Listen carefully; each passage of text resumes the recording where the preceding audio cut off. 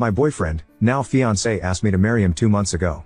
To give a little background, I met him at a farmer's market when I was 18 and he was 26. We are now 24F and 32M. We've been together for a little bit over 5 years, and I'm very happy with him. Now, to the story. My fiancé's friend, Brittany, has been friends with him since they were in elementary school. Throughout our early dating days, I expressed I was not a fan of this woman. There are many reasons as to why, such as us not having common interests and absolutely polar opposite moral codes, but the main one was her interest in embarrassing me and my fiancé, possibly because she likes him. When we were first starting to go on dates, she had shown up and tried to invite herself to the date because he had told their mutual friend group chat where he was taking me. She then decided that she would go to the same restaurant, and had tried to make a scene about him cheating on her and that she was heartbroken. It escalated very quickly and it ended with me asking the manager to get her trespassed, as she was delusional and I, nor my date, did not want her around. This sort of situation happened 3 more times, even going as far as showing up to his grandparents' house to stop me from meeting his family. At that point, I made it clear to him that if anything like that were to happen again, I'd be out of there. Which he completely understood and agreed with me, wholeheartedly. He convinced his friend group to go low communication about Brittany with him because she was acting weird around him and they all understood and disagreed with her actions. He had extremely low contact after that point, and I learned years later that she had gotten major therapy, even checked herself into a mental hospital, and went on medication to stop these absolutely unhinged personality traits. Around 4 years later, they reconnected through a mutual friend's birthday party we were all at, and she genuinely seemed like she had changed personality-wise from the person I had met 5-ish years ago. We still didn't agree on most things, but she apologized for the way she had acted previously and owned up to all the BS she tried to pull with him. So, I just kept my guard up, but encouraged my fiancé to make friends with her again. I'm not friends with her, but I am friendly towards her. Skipping to now, I have been planning this wedding basically since I was born, over-exaggerating, but it has been in my thoughts since I was a young child. The wedding will not happen for another 2 years. The theme is supposed to be similar to D&D style fantasy. A Renaissance wedding with blue, orange, and red as the basic color scheme. Most of the wedding would be held outside at a local state park, but part of it would be held inside. Specifically, the cake and food would be cut and served inside, as well as some of the guest photos. This is the important part. I have a personal friend, Bree, 28F, who does professional pictures at Renaissance festivals across the US. Her job is to drive around across the country to Ren fairs and take pictures for certain venues. It's a very cool job, and I love seeing the pictures. However, she does editing for some of these venues with a green screen to make it look more aesthetic or to totally change the scenery behind the people in the photo. For example, she showed me mock-ups for me in the past, showing silly people in costumes being chased by goblins and trolls, a dragon breathing fire behind a party of knights, and even a garden of lights with fairies flying through it, etc. It's silly stuff and is for people to have fun with. My idea was to incorporate this into my wedding. The guests would choose whatever background they'd like from a catalog that my friend and I put together, and Bree or her teammate would take pictures of them throughout the day. These pictures would be uploaded electronically and then be edited by her after the wedding. These were mandatory for all guests that wanted to participate, so I could use the pictures for postcards and scrapbooking. It's my hobby. The people who wanted to take part in this activity would have to check a box on the save the date form I sent out. My assumption is that most guests would be doing this, as most of the people that will be invited are extremely rambunctious and love activities involving being silly. I do want to make it clear, these would not be the only pictures taken at the wedding.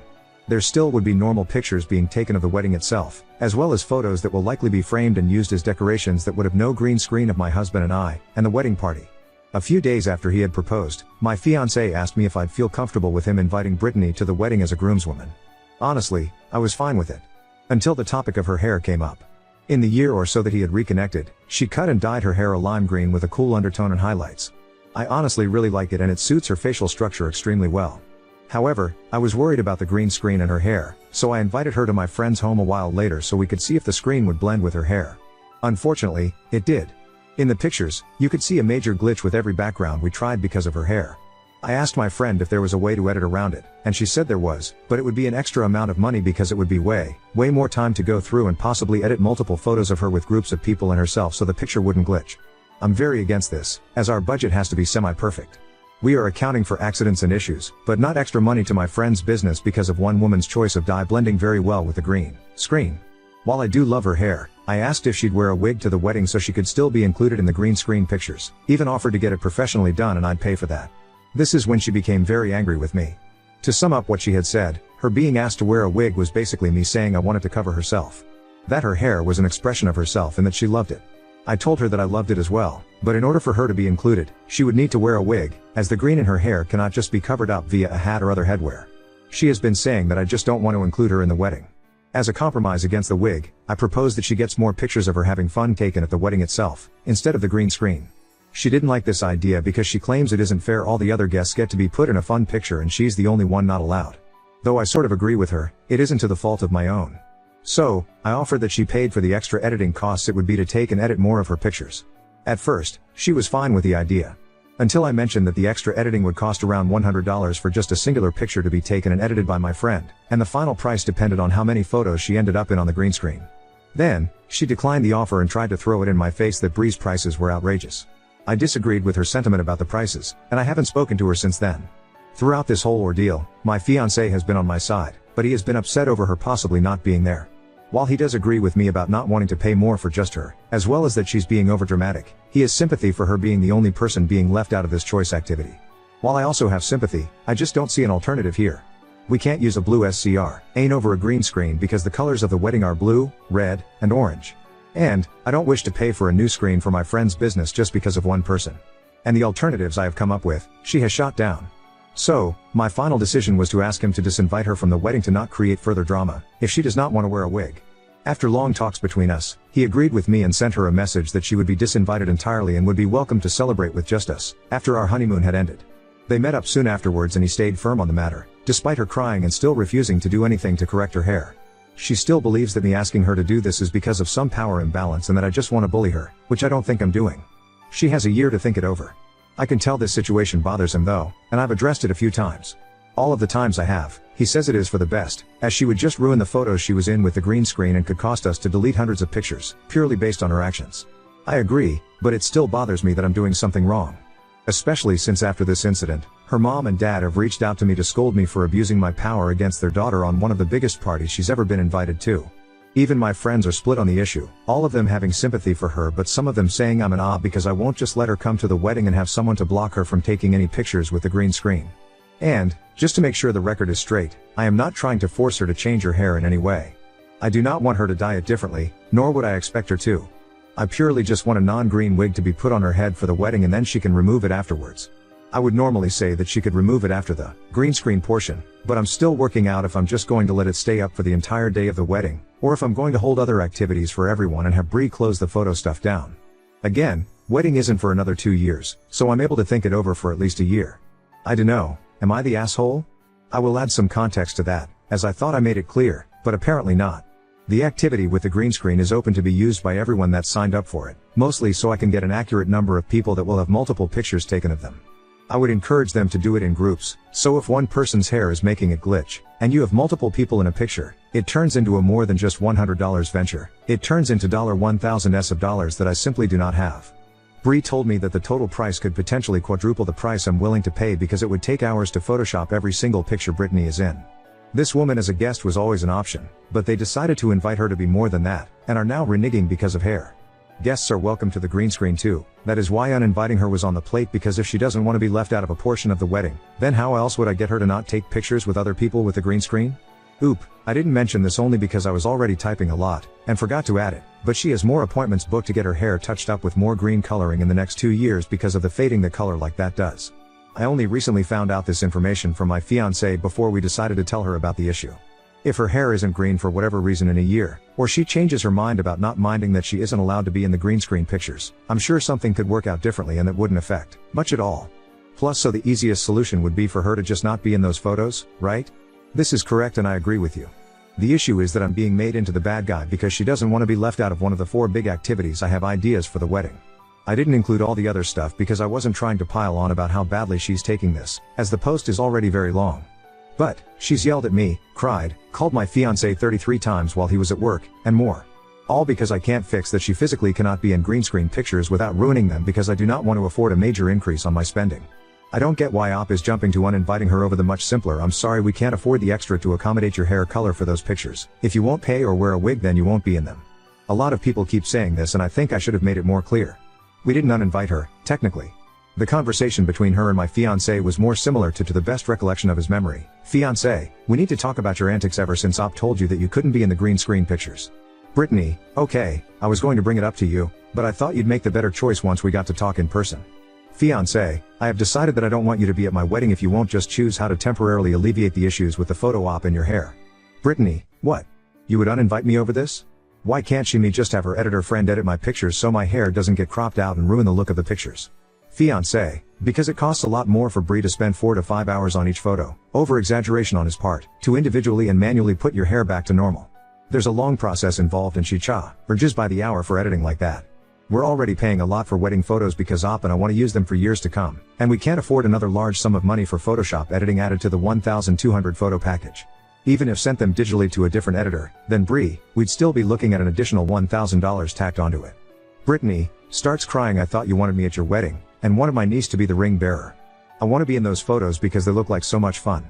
She just doesn't want me there, so she's saying I can't come, all because I just want to be included with everyone else for the photo op. I just don't understand why you won't pay the $1,000 and be done with it. You make a lot of money, and so does she. Fiancé, your sister agrees with Op and I about this topic. She thinks you're being ridiculous and dying on the wrong hill. Your niece is still on the table to be the ring bearer, even though we've never explicitly said so. Just asked her mom if she could do that without getting too nervous in front of all the people. Either way, it doesn't matter. I would like you to be there, but if you're going to make being in the photo op your hill, I'm not going to tolerate it. I do not want you ruining my wedding because you decided to throw a fit, while you're there, that you can't be in the photo op. Or, worse, you photobomb pictures so you can be in them. Op has made it clear on the outcomes of the photos to you. You look like you are bald, and you block pieces of people behind you because of your hair. Unfortunately, that means you can't be included because we are paying per photo, not for the time. Brittany starts getting a little hysterical and then stands up. Fine, if you're not going to let my hair be the way it is, I'm just not going to go. I want to be in the photo op. I don't understand why you can't pay for the extra editing costs for me because I'm our oldest friend. We have been together since we were 4 and 5. I just don't understand why you'd choose that woman me over me in this situation. She is abusing her power. She doesn't understand that the photo op is a major part of the wedding. It isn't, it's just an activity, and she is not including me in it. I didn't know this part happened until I was typing this comment with my fiancé, but here is some added dialogue. Fiancé, okay, Brittany. In that case, if you won't fix this situation, whether it be to just not participate in the photo op or wear a wig/cover your hair, I don't want you there to cause drama. If you do decide to change it in the next year before we have to book the exact amount of people for the venue, you are more than welcome to be there as a guest, but I do not want you as a groomswoman anymore. You've made me uncomfortable with how you're treating my future wife, and your endless barrage of insults towards her is not going to be tolerated.